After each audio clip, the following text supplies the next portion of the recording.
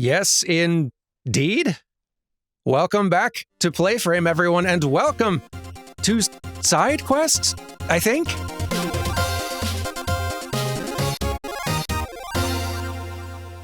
This counts, right? I think it does. Let's say yes. Welcome, though, to PlayFrame and to Elden Ring Nightreign. Now, we love us some Elden Ring on this channel. We've played a lot of it, and I've been really trying to figure out how on earth we're going to make this bizarre spin-off work. I think I figured it out. I'll explain on the way. Let's just get in there because we've got some speedy, stressful Elden Ring to play. It's going to be a grand old time. I hope. Probably. In between all the stress, fun will be had somewhere, I guarantee. New game. Well,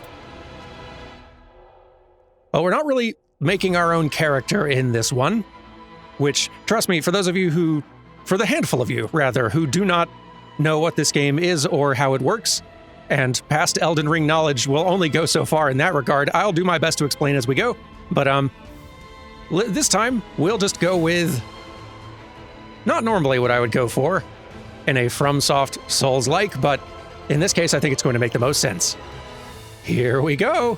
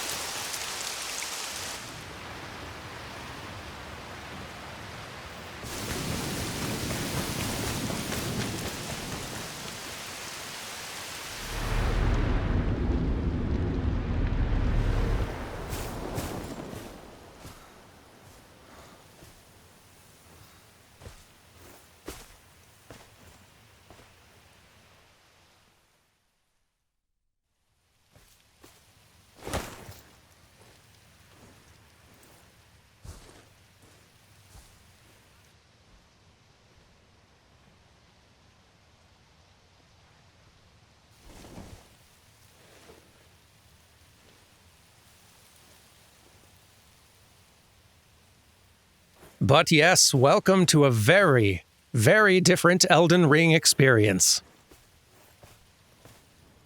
Very fun, but very different. And here we are. Ready for adventure.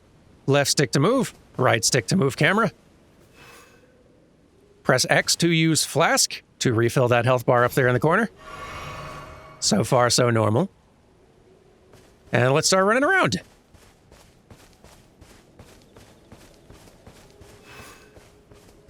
Right stick to lock on to targets and such. Shoulder buttons to attack the controls. For the most part, are exactly what you would expect as an Elden Ring player. Hold B to dash. Yep. Same old, same old. Every area has a number of key locations. Key locations may be protected by enemies or traps, but they often house equipment and runes. While exploring the field, use the map to track key locations, which can offer a great boost to character power. Okay, let's pull up the map. Use the map menu to check the locations of allies and learn about key locations. Freely place pins to serve as landmarks for exploration or to share locations between allies. The detailed view shows additional info on key locations. So right stick to place pins, Y to switch to detailed view. So let's see here. On our map, zooming in, which usually we'd have the map filling the entire screen. Here we can kind of see both simultaneously. That's nice. This, I think, is going to be our next destination. And if I hit detailed view, it shows a treasure chest, I think. And only there, so it looks like that's the place to be going. Very well. Let's go. Hello, hello. Ow. Stop throwing rocks. Don't do that.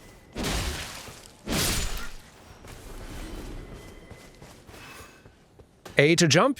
Left stick while jumping toward a ledge to climb up, so that's a new one. We're a little bit more mobile in Nightreign. Actually, a lot more mobile in Nightreign. As we will soon see. Normally, when yeah, here we go. Surge sprint. So, zoom. We can really go. No need for a horse this time. We can cover high-speed running all on our own. Wall jumping. Here's another new one. After jumping, jump again while facing a wall to perform a wall jump. Use left stick to jump in a designated direction when wall jumping. Depending on the height of the wall, it may also be possible to climb it. A while facing a wall, jump right. Okay. Press A to do it.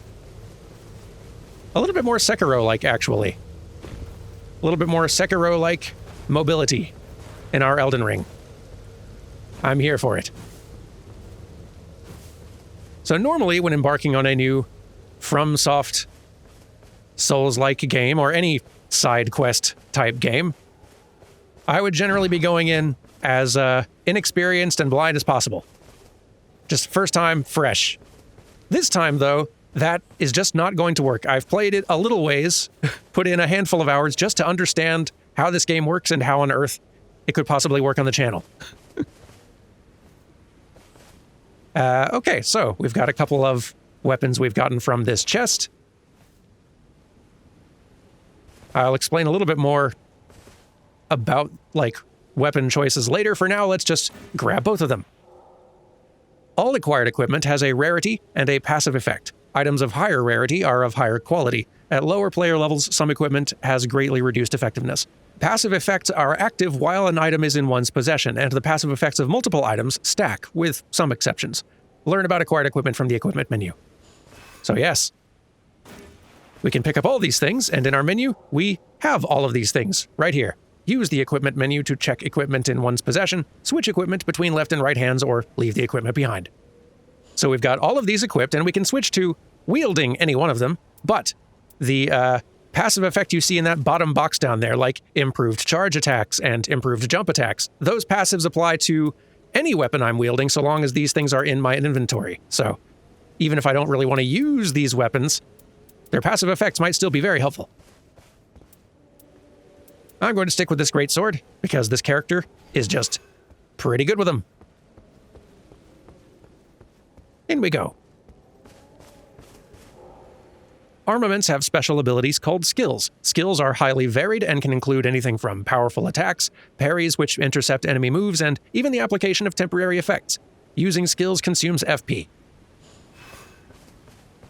I think we're going to need to two-hand this here weapon in order to use its skill. There we are. Two-handing this weapon probably just a good idea in general. Anyway. Ooh, another chest. I'll have it. Let's see, a rapier. Or... Ooh. This seems like a good thing for me. Defeating enemies restores HP. Love that. Gimme. So, the symbol on this item has the red hand on it. That is a passive effect that only applies when this weapon is, actively equipped and in use. Which is good to remember, but it can be in your offhand and still applying. And it has this cool effect where, periodically, it'll just give us glint blades. That's pretty nice. Go get them.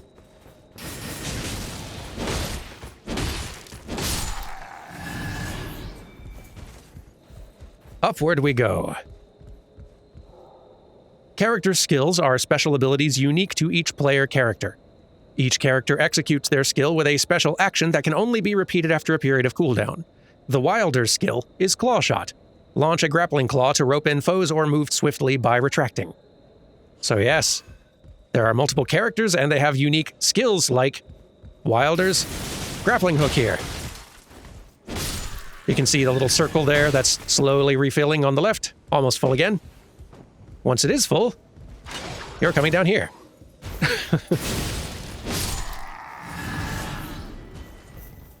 It can do all sorts of things. Ooh, another chest. Yes, please. Fire pot, sure. Warming stone, sure. Lightning grease, sure. Have some of these. Very good.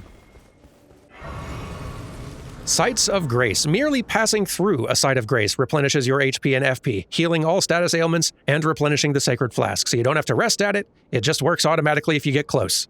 They can also be used for leveling up. Let's do that now. Spend runes to level up on the level up menu. Each additional level boosts numerous stats. Each character's stats rise at different rates. The higher the level, the more runes required to level up. So, unlike base game Elden Ring, we're not going to be choosing our stats, we're just going to be hitting the button to level up and go. Which, in the case of this game, is the right call. Oh, hello. There's a pin over there. You can affix your own pins to the map as well as those of your allies. You can also stack your own pins atop others. We have a felled ally over there, so I'm going to hold right stick to add mine to it. Nice. Ally down. When a character's HP is fully depleted, they will enter a near-death state. They will be unable to perform any actions other than basic movement and do not have long to live. The near-death gauge appears when a character enters this state. Attacking will deplete the gauge and revive the ally. The near-death gauge is extended by each brush with death, but an extended near-death gauge shortens while the character remains alive. Passing through a site of grace will also reset the gauge to its original length. So, you seem to be not doing all right. Allow me and my sword to help. Welcome. Let's roll out together.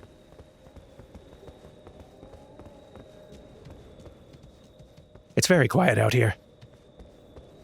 I have thee now. Yeah. Hello. Tell me, The fell omen is here. doth thine ambition know about Yeah. I will swat away Chill.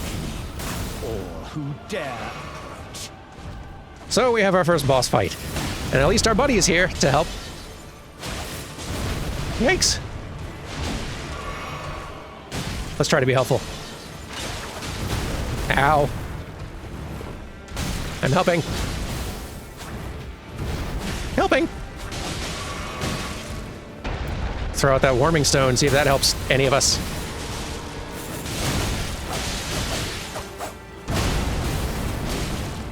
I'm participating in the fight technically. Let's get some grease on this weapon.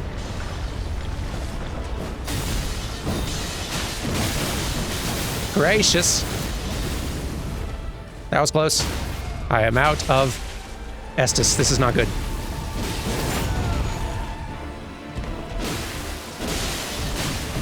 No.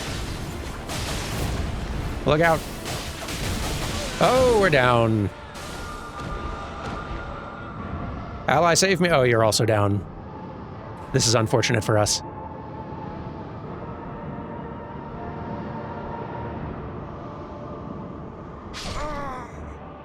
No.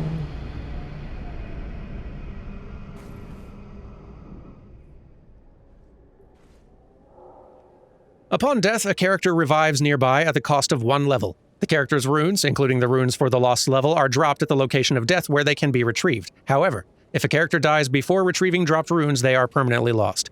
Nearby foes sometimes snatch up dropped runes, but the runes can still be retrieved by defeating the offending foe. Alrighty. So we lost 1 level. But we've got the runes for that level at least. Not that there's a grace fire nearby, but still, got the runes back. Pluck thou hast. And our foe is still missing the HP we took away last time, Not in reach. which is nice. Of my sword! Ow. Gracious. Ultimate arts are powerful special abilities that are unique to each character. An ultimate art can be executed once the ultimate art gauge is full. Ultimate arts have the power to turn the tide of battle. The Wilder's ultimate art is Onslaught Stake, a powerful single attack that launches an iron stake with a great explosion. Let's give it a try. Once we can get close. Here we go. Where are you? Hey, I hit you, I think. Looks good, and then I just about died, but yikes. Still just as aggressive as ever, aren't you? Yep, and we're down.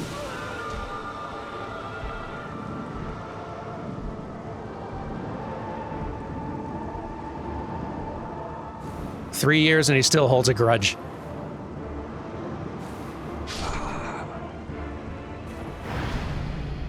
We tried.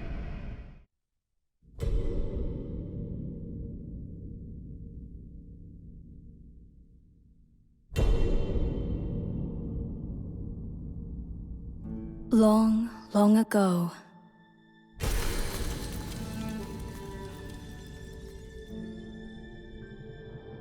the lands between were visited by a great war.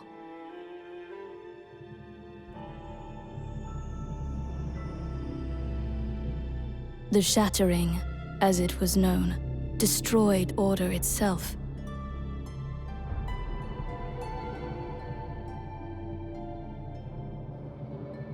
Drawing forth in time an abomination.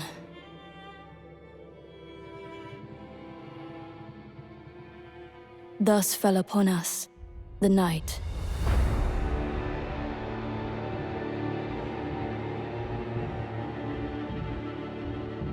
Now heavy rains harry the region, threatening to wash away its very history.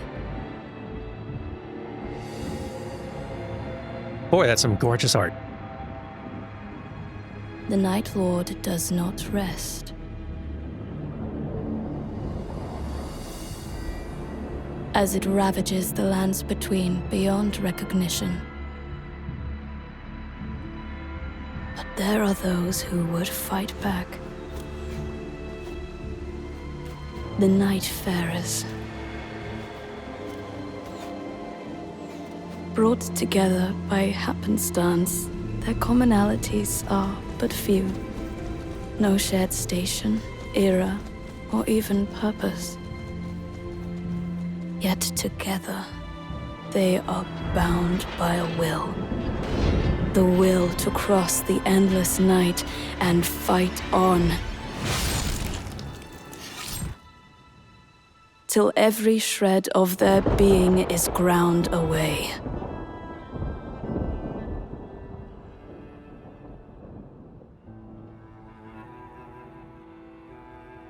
Alas, the curtain may be drawing to a close upon this world.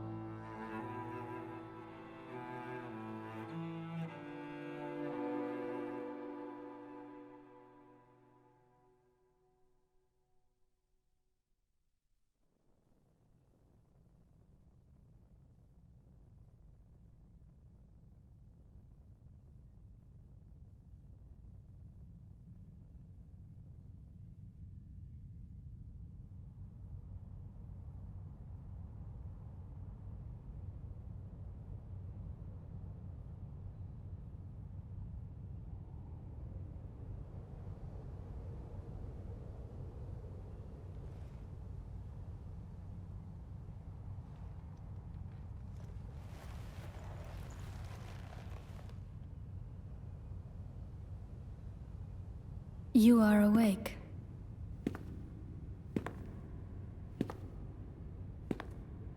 I know not why, but once again it has happened.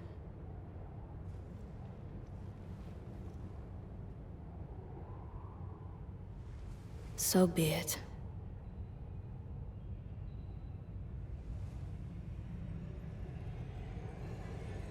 Condemned, I welcome you to the Roundtable Hold. I am the priestess, the voice of your formless master. You were chosen for your potential to vanquish the night. The Night Lord is a living cataclysm, bent on laying waste to the very land that anchors us. Unless we bring its end, our world will be undone. And for this, I need your help.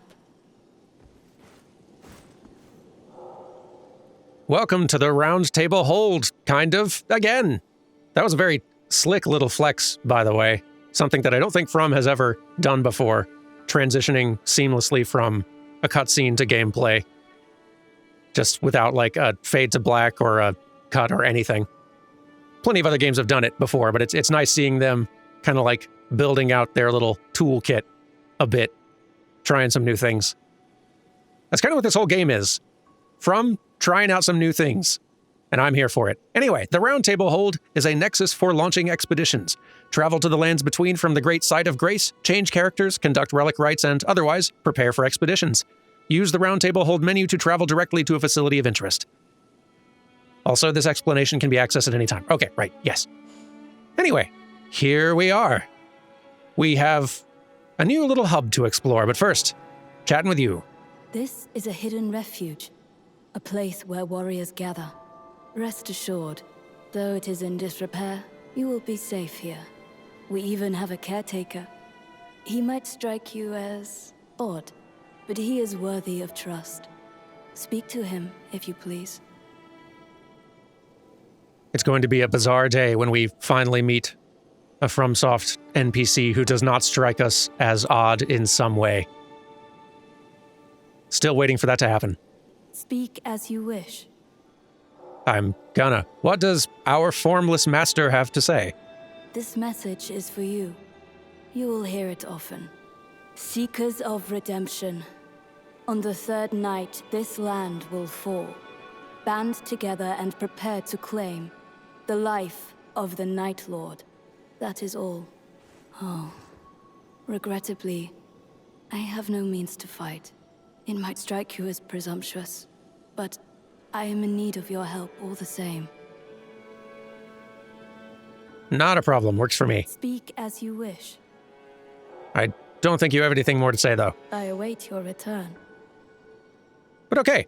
So, to just very briefly explain, again, for those who don't know, this is effectively a spin-off and a roguelite and a much more multiplayer-focused form of Elden Ring. You do not create your own character. You have numerous playable characters who have like their own specific skills and strengths and weaknesses, and you can advance them and keep on kind of going on little runs with your friends, with a group of 3, trying to, well, we'll see how it all works as we go, but very, very different structure. Much more fast-paced, much more frantic, much more combat and gameplay focused than the sort of exploration or slow pace of a standard Souls-like. But a neat, like, spin-off idea, a neat experiment that I am so far enjoying very much. Let's explore, because we've got a whole Roundtable Hold that is looking a little different these days. Let's see. This is where you might change character, but instead let's just go see if we can find some, because they will be hanging around the place. Let's see. This is the direction where normally we'd have our blacksmith. Instead, it kind of looks like we've got a little library. Hello, hello. Anything troubling you? I can help. The Guardian. Nice to meet you. No matter how towering the beast we face, stand your ground and raise your shield.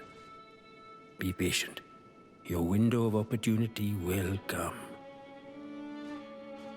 Thank you. So, this is one of our other playable characters.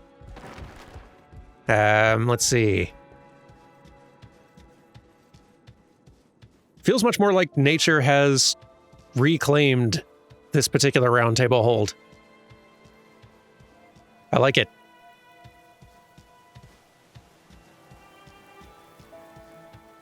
Now, I do not know how, if at all, the story or lore of this actually ties into Elden Ring in any sort of way. I think it is probably best considered kind of its own little pocket spin-off story that is not directly tied in any way and has no ramifications for the main story. It's probably best to think of it that way, but it does still have characters who have stories and some world lore and mysteries to try to understand. And try to understand it we shall. On its own terms. Best we can. It's very pretty.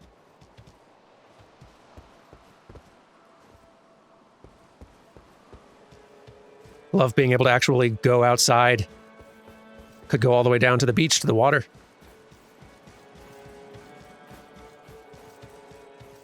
But there's so much more inside to see. There's all these little shimmering things. View visitor's record. I don't know what this is or means.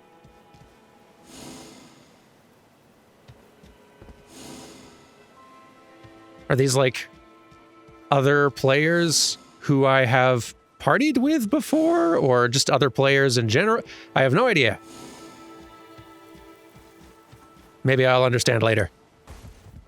So yeah, like I said earlier, I have played a handful of hours of this. I joined Dan Jones on his stream on launch day for several hours and a few runs, which was a blast. We enjoyed it very much. But I have not, though I have done a fair number of practice runs of the game, I've not really advanced the story or the game. I've not progressed past the first boss and unlocking all the characters.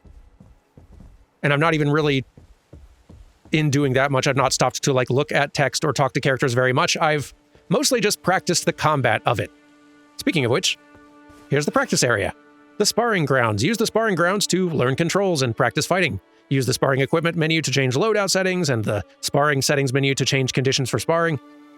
Upon departing on an expedition, any equipment borrowed will be automatically returned. So yes, here is a place where you can try to feel out how your character plays and how their skills work, and you can wake this little practice dummy up to have an opponent to practice with, so we could try out our little claw shot. Get over here.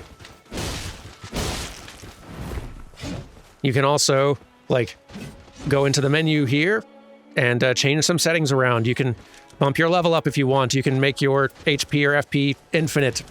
Stamina, likewise. You could make it to where your character skills and ultimates recharge instantaneously. Quite handy. So yeah, let's try that onslaught stake again. Kaboom! Big damage. Good fun. Anyway. More exploring. Oh. Wow. Crate technology has finally advanced in FromSoft worlds. They finally figured out to make them of something other than balsa wood. Good for them.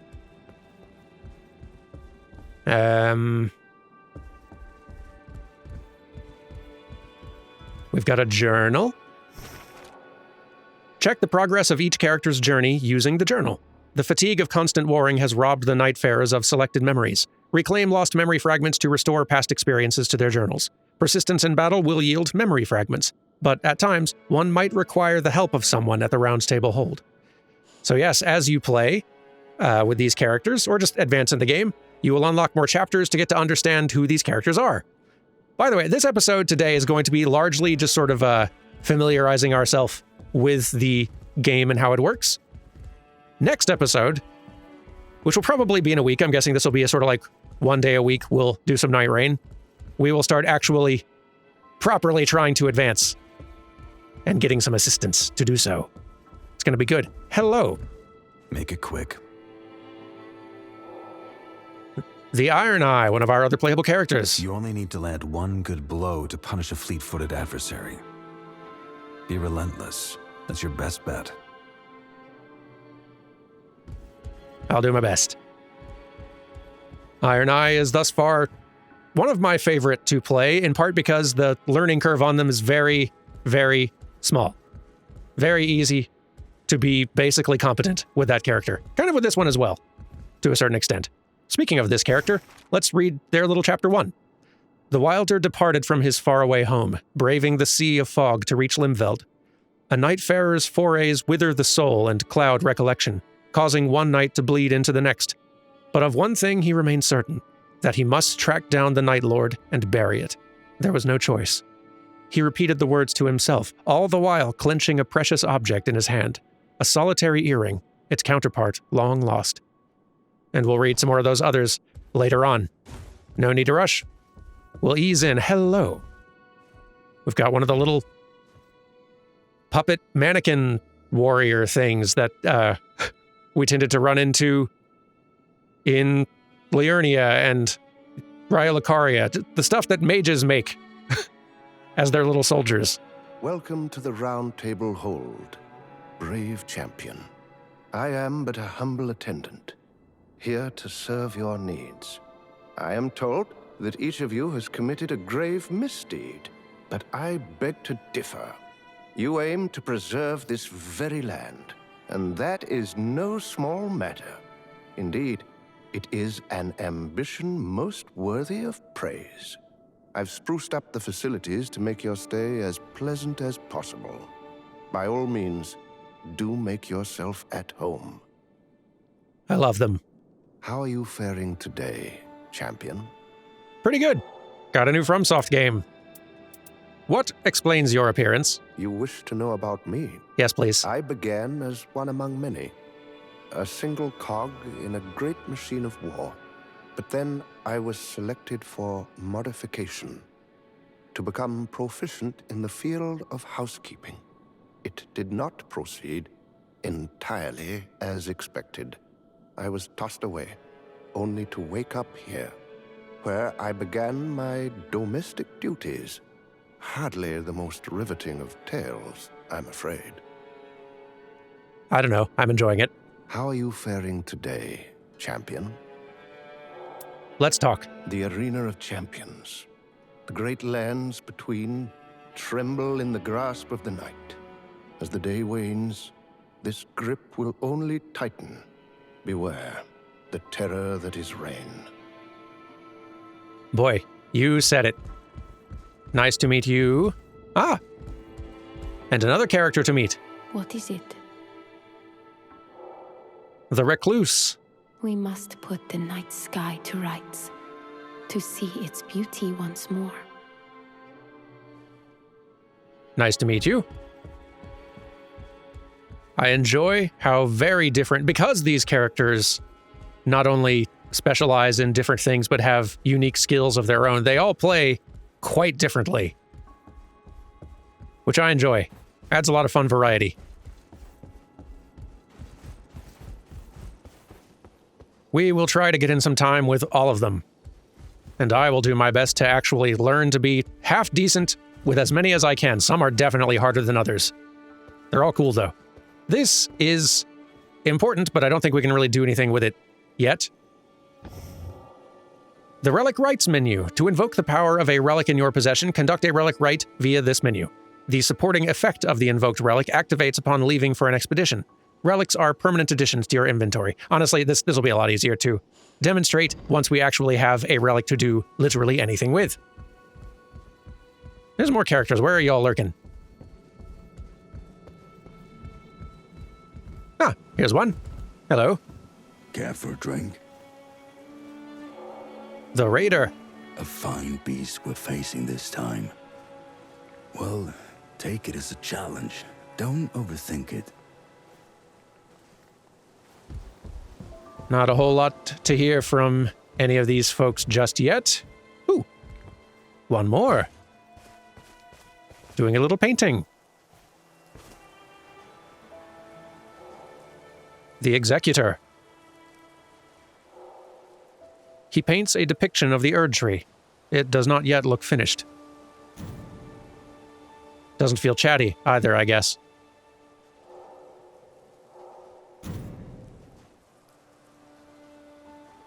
Doesn't even get out of the armor to paint. Seems cumbersome to me, but then I am not a painter. Is there anything over here? There's a nice bench. Never really wandered over here.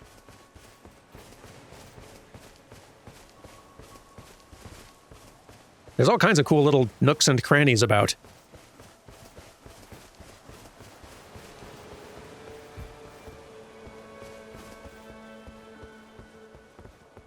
Doesn't seem to be a whole lot over here, but it's all very pretty. Anyway.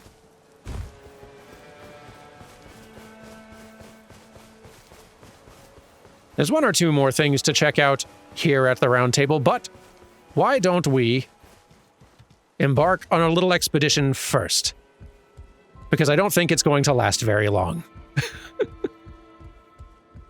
This game, in my experience so far, is quite hard. And obviously it's hard. Pretty much all FromSoft games are quite hard. Even as one who has put in hundreds of hours of Elden Ring, many of which you have witnessed, this game's very hard. And it is not, you can technically play it solo, but it is definitely not built for that. And in my experience, trying to play it solo, you're going to have a very difficult and maybe not that fun time. But we will dive into a solo expedition to start, just so we can kind of, walk through some basics, because it's going to be a lot harder to explain in an actual attempt at a proper run, even with other people. So let's just do sort of a doomed first attempt to find our feet. Select a boss to target on the expeditions menu. Select an expedition to automatically recruit allies targeting the same boss. Once 3 players are matched, the expedition begins. The Roundtable Hold is fully accessible while waiting for an expedition to commence. Good to know. So, we've only got one boss, which we can make an attempt at now. Tricephalos.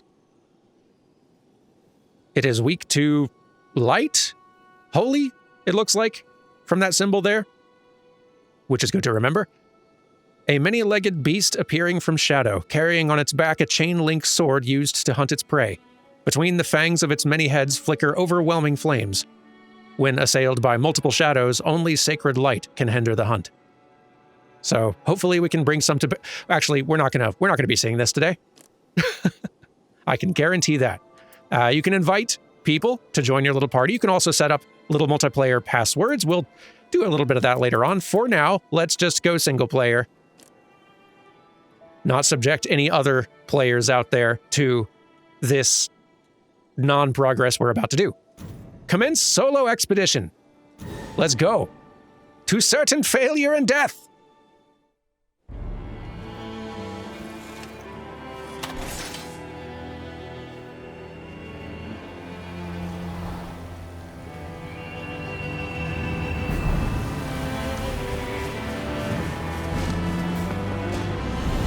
Off we go!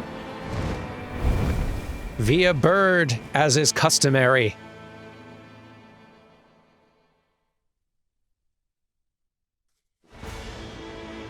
And we begin on day 1. Looking gorgeous. Apologies to everyone, by the way, who is very familiar with how this game works already. I know we're kind of going over a lot of basics here, just for the sake of everyone who hasn't been playing too much of this over the last few weeks. So that everyone can keep up. So, we've been dropped into this map. You see the ring around this map. It functions like a battle royale, like a Fortnite, like an Apex Legends. Over time, this ring is going to close as the rains close in on this map and kind of limit our realm of, exploration. We have limited time to explore, level up, find gear, and make ourselves powerful enough to withstand the bosses at the end of each day. So, we're starting down here. Our first objective should be to find some small fry to fight, to get some easy runes early on and start leveling up, because we're very flimsy at level 1. And I do not want to stay at level 1 for long, or we will not survive much of anything. Do not toot. Die instead. Okay, I think we got everyone in this little camp. That should get us enough for 1 level, but let's see if there's any decent gear starting out. Improved charge sorceries, don't need that. Successful guarding ups, damage negation, nope. Let's sprint through some things. I'll take some fire pots, sure. We've got limited inventory slots. We can only carry about 4 different kinds of items on us at any given time. But we're also going to be finding little consumables all over the place, so it's good to pick up and use whatever you can. Improved incantations, that's probably not going to help me much. We are more of a melee fighter. Successful guarding ups poise. Nope, still not that helpful. I'm not going to be guarding a lot. Two-handing. But we'll see what we find. Because this is a roguelite, and there is a great deal of randomization that happens on every run. The map is mostly the same, but the points of interest on it, the items you'll find there, all that stuff, different every time. Okay, let's go ahead and get ourselves the 1 level. That helps.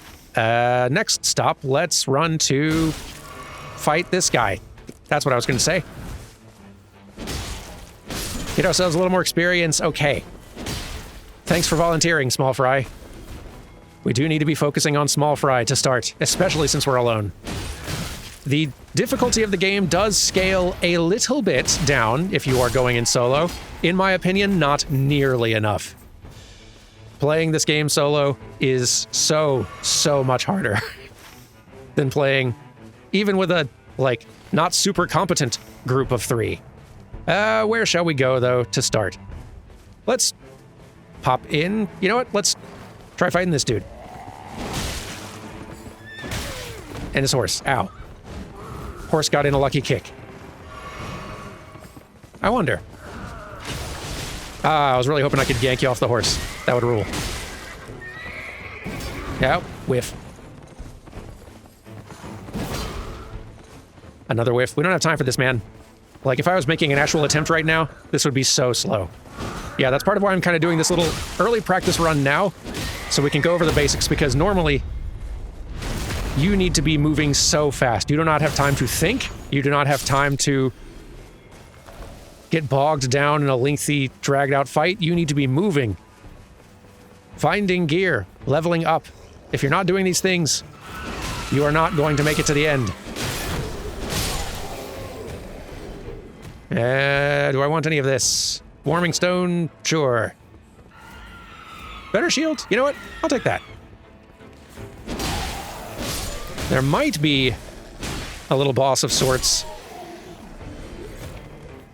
in this temple area. Possibly. I don't know if I want to fight them at level 2. We've got enough runes for getting level 3, which you can see by the little faint up arrow kind of next to the 2 in the top left corner.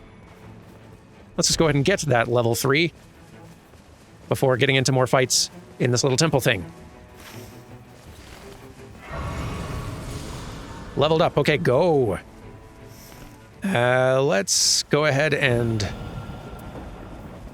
Oop, the night's tide grows stronger. So the ring of rain is starting to close, and we're kind of on the outer edge of the map, so we're not going to have long to be here. Oh, yep, and this is the boss. Can we beat them before the rain gets here? With 3 people, almost certainly. With 1, questionable. Maybe with this. That will help. Maybe. Get that stamina back. Finish the thing. We want to defeat bosses when we have the opportunity, because they give you runes, but also they will drop these little things, which give you a choice of 2 or 3 things. Let's see, a new sword, improved attack power when two-handing, or a hand ballista. Definitely sword. Wilder works best with great swords. You can equip and use most anything, but as the Wilder, you want to be leaning toward great swords where you can. Okay, I'm out of slots. That's fine. Let's get a level and go. Because, yep, the ring is closing in. We can see the sort of lit up circle here. That's where the ring is going to stop closing for a bit. So we need to start making our way north. We will fight some small fry on the way, if we spot any. But we are not getting bogged down in any boss fights or slower objectives, because we do not have time. Got to go.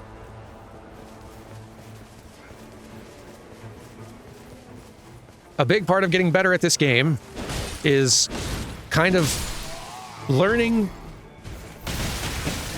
how to process everything on this map quickly and process your, like, equipment and item choices as they drop as speedily as possible so that it doesn't slow you down and you can grab what you need and keep moving. As many objectives as you can achieve, as fast as you can achieve them, the better you'll do. I'm actually going to start heading in this general direction. I don't want to go into this castle because that, I think, is going to be a little... It's going to be full of some meaner things that I do not want to be fighting at level 4. Oh, we do have a merchant over here, though. Not that I have a lot of runes, but... is there anything I want to purchase in here? Not... Well... no. Not especially, I don't think. But there's also this thing here, a place where you could strengthen your armament. You see the weapons I have here. We've got a couple of just, it's very faint, it's a little hard to tell, but 4 of these icons kind of have like a gray background. This one has a bluer one, so it's a better, higher quality one. Purple is higher quality than that, and if I had a purple smithing stone, which I think this guy sells a blue one. Yeah, this guy sells a blue smithing stone. If I had a purple one, I could use it at this thing here to upgrade that blue sword to purple. I could buy the blue smithing stone to upgrade these white weapons to blue if there was one that I particularly liked and wanted to use a lot. Speaking of which, that reminds me, I should switch to using my better sword that I got, that blue one. Let's see, I want to start heading toward, generally, a church up in this direction, and I'm going to mark the map with it. Okay, generally this way. I want to head toward the church because, whoop, hang on. I want to head toward the church because that's where you can get more flask charges, which is very helpful. Defeating these little guys, nice, will drop talismans. So you want to take those out when you spot one. The different points of interest on the map tend to provide different kinds of benefits.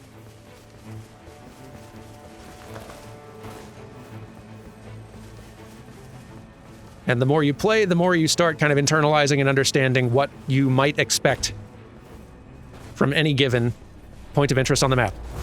So these function just like the Spirit Springs in base game, and we're in the church. Excellent. So let's grab our flask charge. Very good. Some more items about, even though my inventory remains pretty full. Let's just move on to... Let's go to this location here. We're only level 4, which isn't terrible, but I would love to be... If I could get all the way up to level 8 before it's time for the boss of the first day, that'd be rad. I don't expect it. I'm more guessing... almost. I'm more guessing we're going to get to like level 6 if I'm lucky. Oh, some Erdtree burial watchdogs nearby. And aggroing me, apparently? I don't know where they are, though. Oh, they're probably inside the ruins up there. Well, that's where I was headed anyway. We'll try fighting some. Okay. I'm level 4, maybe I can survive that.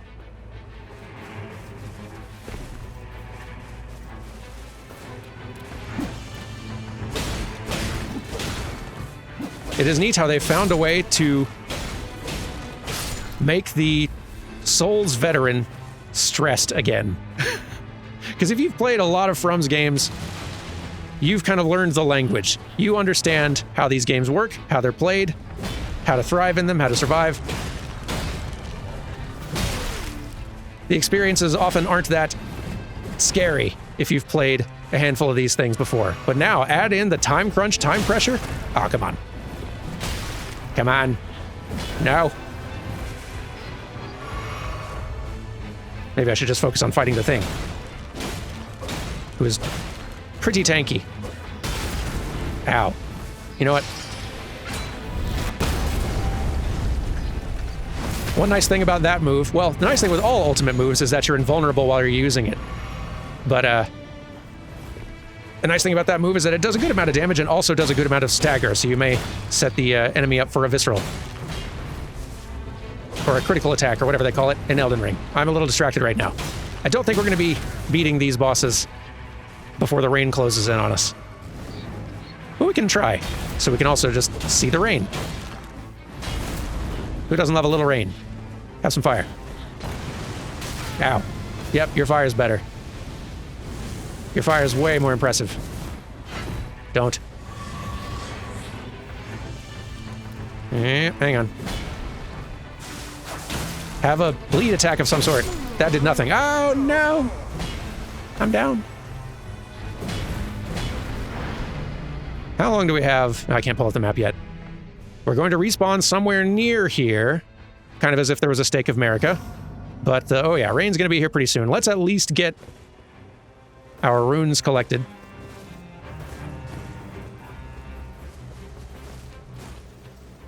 Because even if we can't win these fights, I do not want to lose, yeah, all the runes we've been working to gather so far. I'm gonna need those. Come here. Yeah. Gotta get this little guy at all costs. Ah, come on, man. There. Okay. Look out. Hey, and here's the rain. Here is the rain. We do not want to be here anymore. We need to go. As long as we are standing in the rain, it is slowly eating away at our health. And slow is maybe not the right word for it. It's actually pretty fast. You don't want to be in the rain if you can avoid it. Okay, there's a spirit spring down here. This will work. This will work. Would love to find a grace fire, though. Okay, there's one nearby. Great. And another church. Good. So we can get another healing flask charge. And there's some guys we can fight. We may have time for all of this, possibly. Get some levels quick. Okay, level 5. That'll have to do. Okay. I was on base. Time out. Okay. Church, church, church. Go, go, go. Oh, here comes the rain. It's fine. It's fine. Grab it. Go. No biggie. No biggie. I'll just get a little quick refill here. Good. All right. Let's go. Level 5. A bit low, but we'll make do.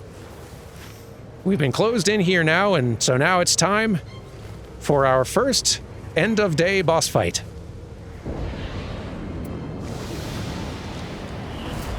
First, some smaller adds, though. Each of these boss fights starts with a little cluster of smaller enemies to survive.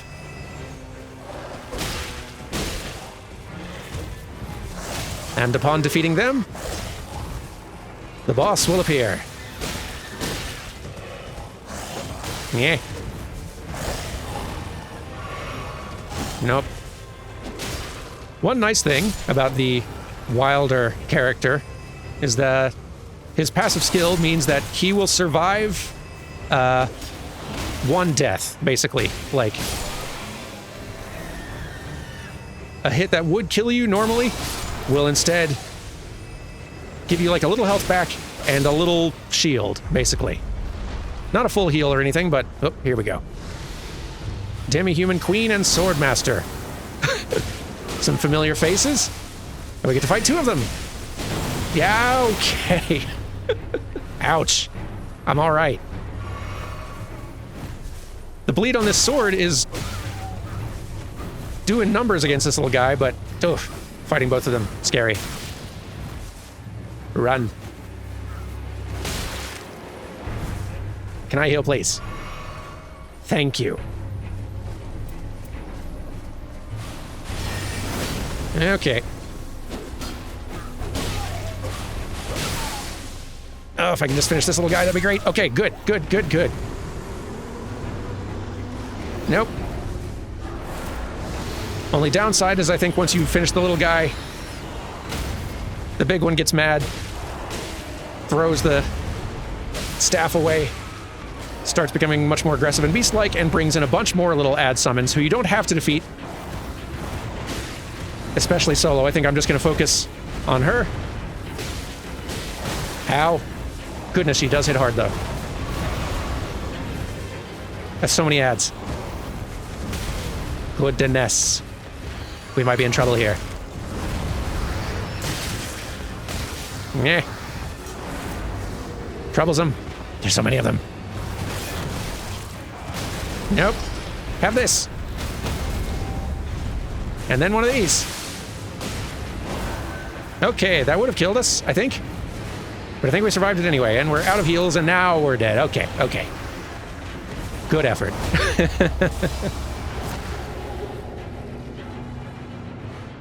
So yeah. We didn't make it past the first day of 3, but that's kind of par for the course going solo, especially on your first run, which this isn't technically my first run, but this is generally how they go. Very, very hard to to succeed solo. You can do it. You can technically do it. It helps if you are very, very good at Elden Ring and have had a lot of practice at this, and also if you've already played a bunch with other people and advanced far enough to like get a bunch of upgrades that persist between runs, that can help a great deal as well, but still much, much easier with other people. But we've gotten some of the little rights things. We got a little red one here that improves stance breaking when two-handing, and a little blue one that boosts your endurance stat, as well as some merc, traces of lost grace used for bartering in the Roundtable Hold. So, let's go back. Conduct a relic rite to evoke the power of an obtained relic. Relics used in rites are not consumed and can be repeatedly used in later relic rites. The relic rite menu can be accessed directly from the Roundtable Hold menu, sure. Okay. Memory fragments evoke recollections of the past and allow them to be relived. Select partial remembrances from the journal to relive past memories in the realm of remembrance. I don't know if we have one of those. I don't think we do. Nah, just these little relics here, although they have text on them.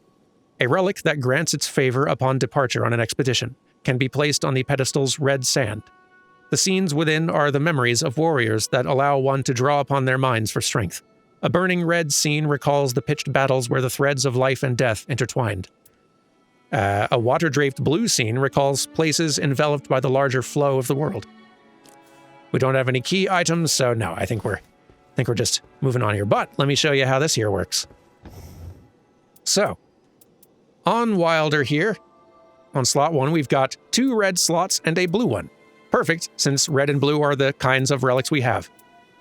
I'm going to go ahead and equip that, so now whenever we are two-handing any weapon, we will have better stance breaking. That's great. And here, better endurance. Not bad. So, a couple little boosts that'll make us just a little bit more effective when next we charge out into the world for a run. And hey, you're here now. I am always ready to fight. Glad to hear it, because I'm sure we're going to be seeing some of that later. I can't believe it. Facing off against the night itself. If such is our fate, we must rise to the task. Gonna have to check in with y'all from time to time. I do love so much that the other NPCs in this Roundtable Hold move around all the time. Like, Iron Eye's still hanging out here. But a lot of the others tend to go to new places, like the Recluse is not hanging out here anymore. Where's she gone off to? And that is a great touch, honestly. Like, it's such a nice opportunity for a little characterization. Having these characters... Oh, she's in here reading now. I love that. Wishes thou to converse? I sure do. I believe myself skilled in my craft. Not a whole lot to say, but it's something. But yeah, it gives them a little bit more character just seeing them hanging out in different places inside the hold, doing different activities. Like, this executor still painting. Yep, still painting. But Raider's not in here anymore. Raider's somewhere else. Who knows? There is another character, though, whom we must meet. Can't end this episode until we've chatted with you. Another of the important little merchants in here. The Small Jar Bazaar. Spend merc to buy items at the Small Jar Bazaar. Items purchased here are permanent and will not be consumed when departing on an expedition. So, here we can use some of the currency we've gotten from that run to get ourselves some emotes. Love that. We could also get some of these little speech stones for hello and thank you. We could get ourselves some specific rights here that could give us some good bonuses, like improved throwing pot damage or throwing knife damage. Fire pots in possession at start of expedition. Starting armament deals magic damage. That's kind of cool. Like, lots of cool little bonuses. Also this, the Scenic Flatstone. Yet to be polished. Purchased to reveal its precious gift. This is basically like a little blind box. You buy this and it will give you a random little right stone thing. Which is pretty cool. And this shop will be expanded considerably the further in the game we get. Most important thing, though, more important than anything in the shop, the jar communicates to you with little chalk drawings on their chalkboard.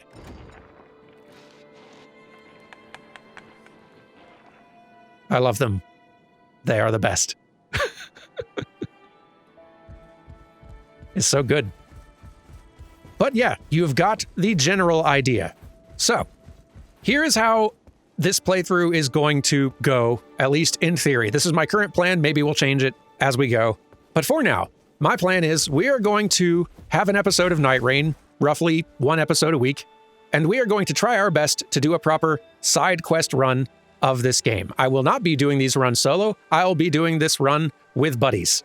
But because this is a roguelite game, which by its very nature involves a whole lot of failed runs on the way to trying to get successful runs, I'm going to try to streamline that as much as I possibly can for your viewing experience. You are still going to see a lot of failed runs, I guarantee, but I will be practicing and doing practice runs off camera as frequently as I'm able in order to get more and better right stones and equip ourselves more and more for success, but I'm never going to advance the story in any way when doing so. I will never go out and take on a new kind of boss. I will never do a character plot advancing thing.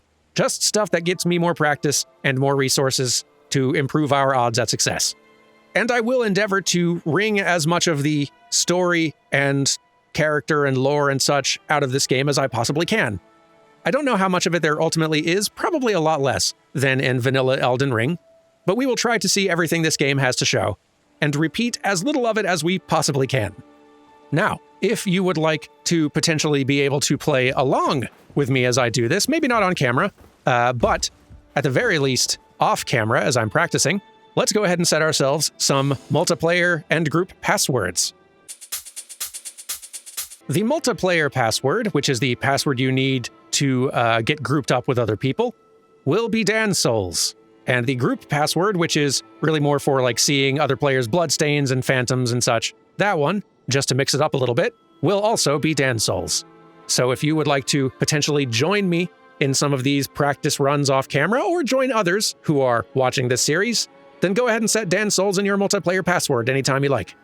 And since this is a very multiplayer-focused FromSoft title, even more than most, and since they do specifically give you a party of 3, it only makes sense to me to turn this into a 3-Dan thing. So starting next episode, I will be accompanied on these expeditions by Dans Jones and Emmons, who have both been getting in plenty of practice over the last week, and we're going to do our darned best out there. Together, we will succeed. I'm excited. This is going to be a good time. A different kind of good time, but I'm confident a good time nonetheless. You have yourself a good one, and I'll see you next week for some more Elden Ring Nightreign. Here's where my emote menu is now. Great. I'll see you later. Goodbye.